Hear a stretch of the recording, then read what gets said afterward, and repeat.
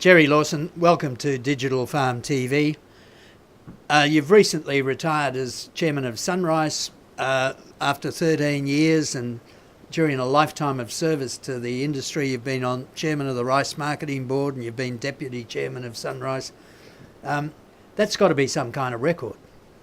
Oh, I don't think it's a record, but it's been a long time, but a very enjoyable time.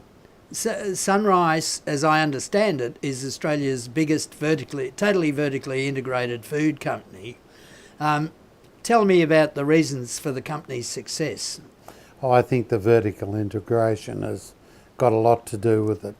The farmers grow the magnificent product in what is truly the most suitable place to grow rice in the world. They then deliver it. So you start off with a great product, and the rice industry's got the best storage facilities in the world, equal to the best, and I think on average the best. So it's always looked after well. It then goes to state-of-the-art mills where every single grain gets photographed and appropriately treated. Almost unbelievable. It is. I've seen your operations, your plants in operation, and ultraviolet screening of rice grains where individual grain with a black spot will be tossed out. It's a big investment made over many, many years. I know you're going to say it's a team effort, but what do you think has been, what would you like to think has been your contribution over the full span of 30 plus years that you've been involved with the company? I think an encouragement for people to continue to change, an acceptance really by all of the people in the industry that change is inevitable, and you've got to keep not up with the game but in front of it. Hence countless new products, continual review of how things are done and whether we're doing them the best way. I've actually eaten some Sunrise products and ready meals and tandoori chicken and stuff like that. Very good, very low cost for the consumer, beautifully done. Sunrise has never got involved in home brands with the big supermarket chains in Australia. Is there a reason? There is a reason, but they are to a limited extent.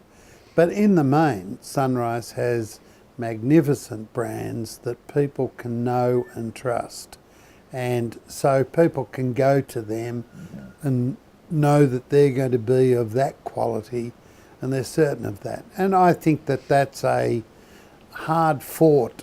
It's not just in Australia, of course, it's all around the world, in the Middle East, throughout the Pacific, all over the world. People know and trust the brand. Very good. So some years ago, a Spanish food company called Ebrew, I believe it's pronounced, made a takeover bid for Sunrise. And at the time, the message that went out to farmers was that the company needed to be recapitalised. And obviously that takeover bid was knocked back because of the very high bar, the hurdle that was put there under your rules of incorporation.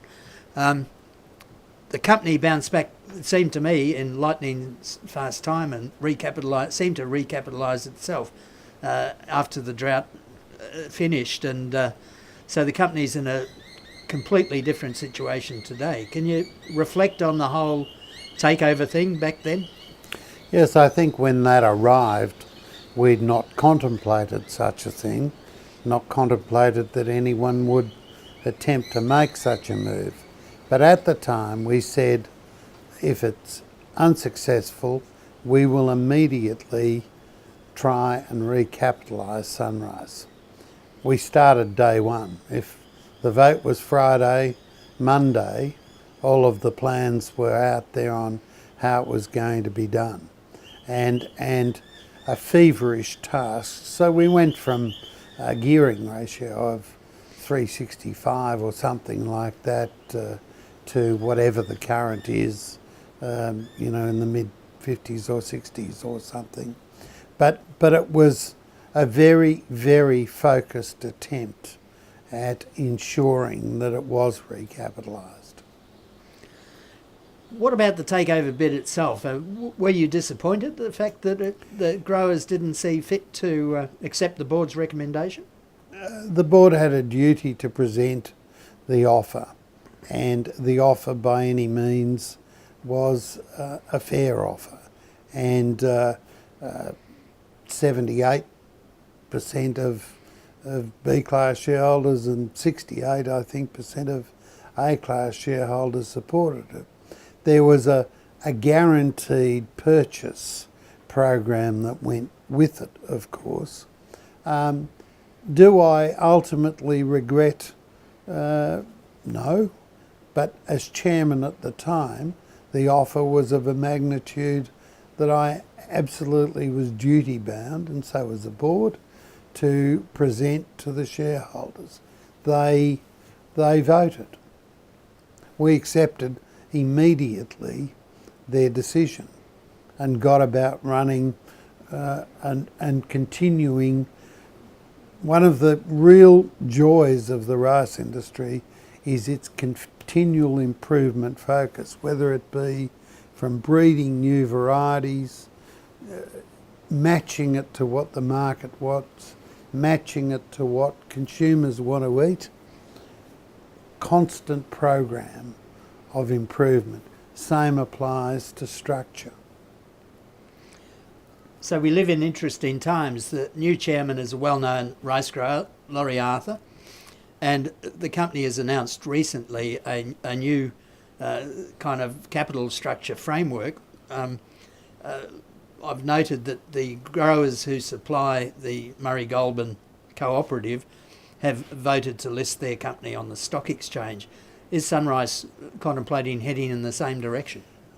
I've not been to the meetings, and I'll leave it to Laurie, but I absolutely support what the board is proposing, which, as I understand it, is all voting rights stay in the hands of A-class shareholders, and the non-voting B shares are listed on the ASX. So you're firmly in favour of the new structure? Absolutely. I think the Sunrise board is a terrific board. I spent many years with it, and I very proud of the way they're proceeding with this.